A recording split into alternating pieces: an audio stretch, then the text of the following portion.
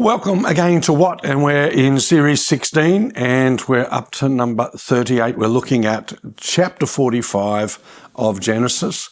And last week we heard about how Joseph introduced himself or reintroduced himself to his brothers. In verse 4 of chapter 45, it goes on and says, "And Joseph said to his brother, 'Please come near to me.' So they came near, and he said, 'I am Joseph, your brother, whom you sold into Egypt. But now do not therefore be grieved or angry with yourselves because you sold me here. For God has sent me before you to preserve life. For these 2 years the famine has been in the land, and there are still 5 years in which there will be neither ploughing nor harvest. And God sent me before you to preserve a posterity for you in the earth and to save your lives by a great deliverance.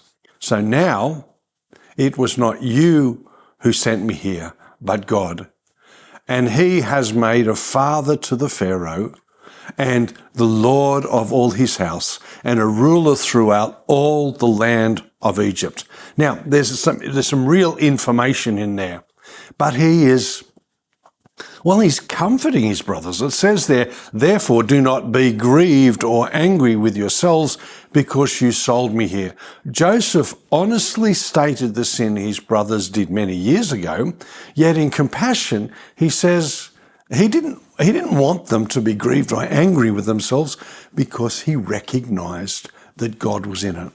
Joseph was past his grief and anger and wanted this for his brothers too. He wanted his brothers to get past what was in the past and now look at where God had placed them all. It said, "God sent me before you to preserve life." Joseph did not diminish what his brothers did. He said there, "whom you sold into Egypt." Yet he saw that God's purpose in all that was greater than the evil of his brothers. That's something sometimes we need to take on board too. Where we're at may have been a difficult journey, but God's placed us where we're at now.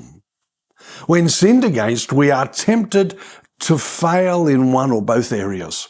We are tempted to pretend that the offending party never did it, or we're tempted to ignore the overarching hand of God in every circumstance. It is fair to ask, why was Joseph in Egypt? Was it because of the sin of his brothers, or was it because of the good plan of God? Well, the answer is both, because both aspects are true. Notice it says there, "God sent me before you to preserve a posterity for you in the earth and save your lives by a great deliverance." All Joseph's sorrows had a purpose. God used them to preserve his family and provide the conditions for it to become a great nation. Joseph was a victim. Yes, we don't ignore that. Harmed by sins committed against him. We don't deny that. But God turns it around. He turns it around for his glory. And none of the suffering was lost.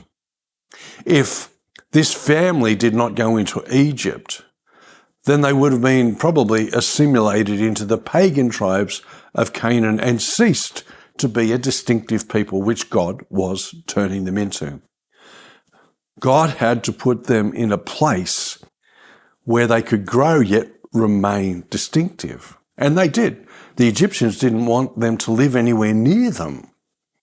So God developed his people in a kind of isolation.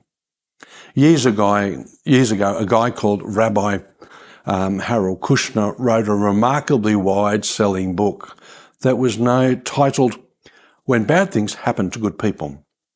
It sold more than 500,000 copies before going into paperback and was on the New York Times bestsellers list for a whole year.